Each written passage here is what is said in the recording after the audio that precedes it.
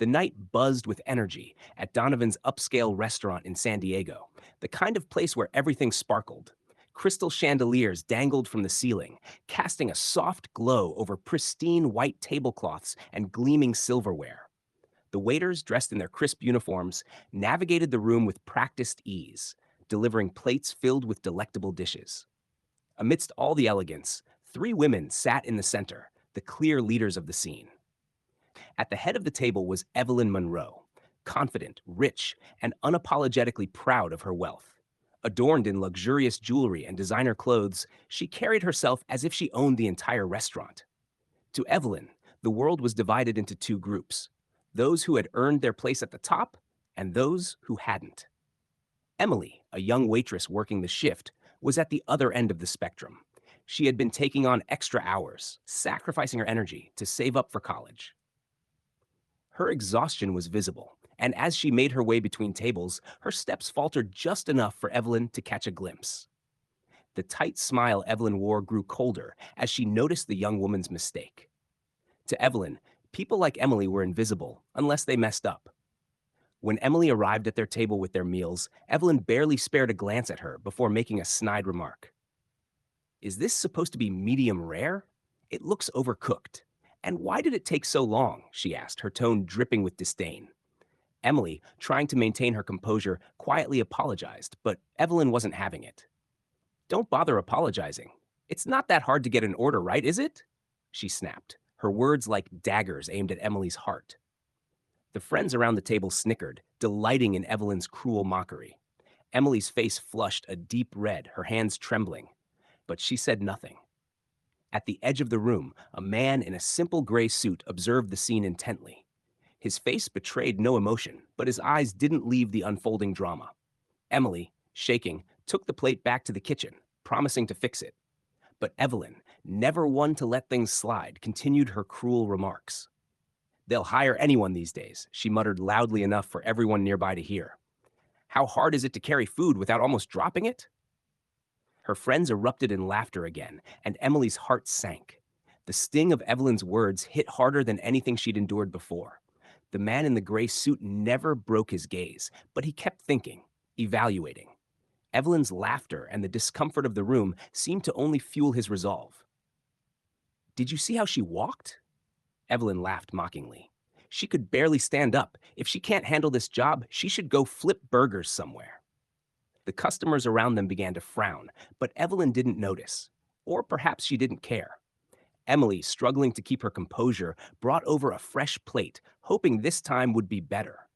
"Here you are, ma'am," she said, trying to sound cheerful despite the knot in her throat.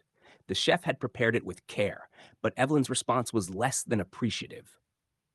"I guess it'll do," she muttered dismissively. "Next time, get it right the first time. And learn how to walk properly. You're making this place look bad." But the unexpected was about to unfold.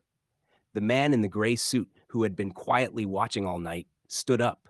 He walked over to the manager, speaking to him in hushed tones. The manager's expression shifted from curiosity to surprise as he listened. Evelyn, oblivious to the change in atmosphere, carried on bragging about her extravagant vacation, completely unaware that things were about to take a sharp turn. When it was time for the bill, the manager appeared with Emily at his side, carrying an unexpected surprise: champagne and an envelope. Evelyn's smile widened, thinking it was a gesture to apologize for the delay in her meal. But the moment the manager spoke, everything shifted. The man in the gray suit, who had been watching quietly from across the room, approached the table. He introduced himself as Charles Donovan, the owner of the restaurant. Evelyn's smile faltered as Charles revealed something that would forever change the course of the evening. Emily, the waitress she had so cruelly mocked, was his niece. "Respect and kindness matter more than wealth," Charles said, his voice calm yet unwavering. "Money can buy nice things, but it doesn't give anyone the right to treat others poorly." The entire restaurant fell silent, the tension in the air thick. Evelyn, once so confident, now shrunk in her seat, her face pale with shock and discomfort. Charles continued, explaining that instead of offering free champagne as Evelyn had expected, he would donate the cost of their entire meal to help people like Emily, hardworking individuals striving for a better future.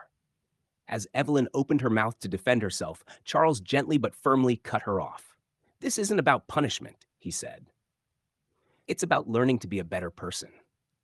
A soft round of applause rippled through the restaurant as the other customers quietly voiced their support for Charles' message. Emily, once on the verge of tears, walked away from the table with her head held higher than before. The room slowly returned to its usual rhythm, but something had changed. The customers now interacted with the staff more kindly, their eyes open to the humanity in front of them. Evelyn, meanwhile, left the restaurant in silence, her pride bruised. Outside, her friends tried to offer words of comfort, but they couldn't undo the lesson she'd just learned. Respect isn't something that can be bought, it's earned through kindness and understanding, no matter who you are. As the night drew to a close, the mood was different. Customers tipped generously, some offering kind words to the staff. It was a quiet reminder that kindness, though free, is invaluable. And as the doors closed behind the last of the evening's patrons, it was clear that this was a night to remember for everyone who had witnessed it. Because at the end of the day, the true measure of a person is not how much wealth they accumulate, but how they treat others along the way.